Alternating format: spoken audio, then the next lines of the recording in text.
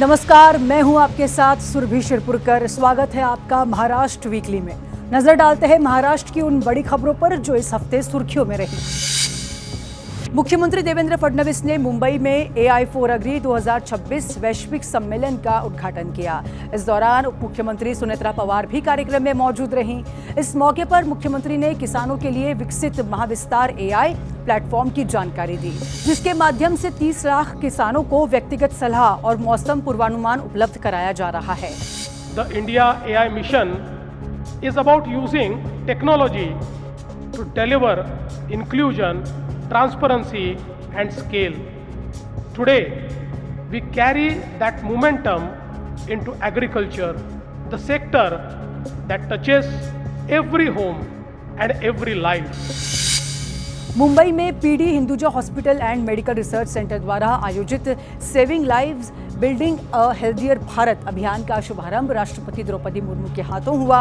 इस कार्यक्रम में राज्यपाल आचार्य देवव्रत और साथ ही में मुख्यमंत्री देवेंद्र फडणवीस भी मौजूद थे।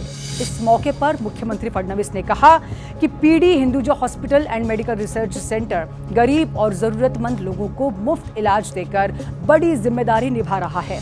अलग अलग योजनाओं में महाराष्ट्र सरकार करीब 2400 ऐसी बीमारियां हैं कि जिनके लिए हम लोग करीब 5 लाख तक फ्री इलाज करते हैं। लेकिन इसके साथ साथ ये भी जरूरी है कि हम इसको ज्योग्राफिकली जितना एक्सपांड कर सकते हैं उसको हम करें। नई दिल्ली में आयोजित इंडिया AI इम्पैक्ट समिट 2026 में मुख्यमंत्री देवेंद्र फडणवीस की मौजूदगी में महाराष्ट्र सरकार ने कई बड़ी तकनीकी कंपनियों के साथ अहम समझौते किए हैं। OpenAI के साथ हुए करार के तहत शिक्षा, स्वास्थ्य और न्याय व्यवस्था में 12 AI समाधान लागू किए जाएंगे। रॉकेट लर्निंग के सहयोग से आंगनबाड़ी सेविकाओं के लिए शिक्षा साथी AI टूल शुरू किया गया है। प्रशासन को पहले से ज्यादा डिजिटल बनाने के लिए भारत जैन टेक्नोलॉजी फाउंडेशन से समझौता हुआ है, जबकि मजबूत स्वदेशी AI ढांचा तैयार करने के लिए सर्वम AI के साथ साझेदारी की गई है। नई दिल्ली में आयोजित इंडिया AI इम्पैक्ट समिट 2026 के मंच से मुख्यमंत्री देवेंद्र फडणवीस ने कुंभदूत मोबाइल ऐप लॉन्च किया है। ये खास ऐप नासिक में होने वाले आगामी सिंहस्थ कुंभ मेले को ध्यान में रखकर तैयार किया गया है, ताकि लाखों श्रद्धालुओं को रियल टाइम मार्गदर्शन और जरूरी सहायता मिल सके।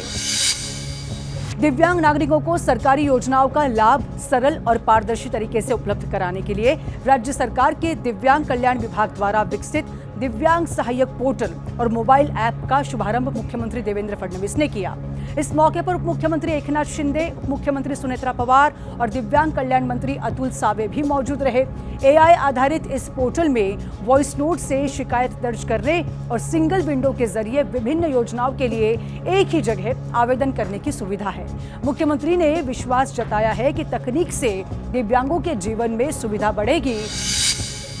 पहलगाम आतंकी हमले में मारे गए पुणे के संतोष जगदाले की बेटी आसावरी जगदाले को सरकारी नौकरी देने का फैसला किया गया है। उप मुख्यमंत्री एकनाथ शिंदे ने पुणे महानगर पालिका को निर्देश दिए हैं कि विशेष मामले के रूप में आसावरी को नौकरी दी जाए। हमले के बाद उन्होंने संतोष जगदाले के परिवार से मुलाकात कर आर्थिक मदद का भरोसा दिया था। अब आसावरी जगदाले को उनकी शैक्षिक योग्यता के अनुसार पुणे महानगर पालिका सेवा में शामिल किया जाएगा। राज्य के उप मुख्यमंत्री और बीड़ की पालक मंत्री सुनेत्रा पवार ने निर्देश दिए हैं कि बीड़ जिले के विकास के लिए जिला नियोजन समिति का पूरा पैसा सही, पारदर्शी और सख्ती से खर्च किया जाए। बीड़ में हुई समीक्षा बैठक में उन्होंने कहा है कि सभी लंबित काम समय पर पूरे हों और निर्माण की गुणवत्ता से कोई समझौता ना किया जाए। उन्होंने अधिकारियों को साफ कह दिया है कि हर योजना को ठीक से और असरदार तरीके से लागू किया जाए। राज्य के वाहन चालकों को बड़ी राहत देते हुए महाराष्ट्र सरकार ने अधूरे राष्ट्रीय एक्सप्रेसवे पर टोल दरों में बड़ी कटौती का फैसला किया है। जो सड़कें अभी पूरी तरह से तैयार नहीं हैं या जिनका काम लंबित है, उन पर अब पूरा टोल नहीं लिया जाएगा। संशोधित टोल पर 15 फरवरी से पूरे राज्य में लागू हो चुके हैं और संबंधित प्रोजेक्ट 100% पूरा होने तक छूट जारी रहेगी। महाराष्ट्र वीकली में इस सप्ताह इतना ही। राज्य की संस्कृति और विकास से जुड़ी महत्वपूर्ण खबरें हम आप तक लगातार पहुंचाते रहेंगे। अगले हफ्ते देखना ना भूलिएगा महाराष्ट्र वीकली। नमस्कार।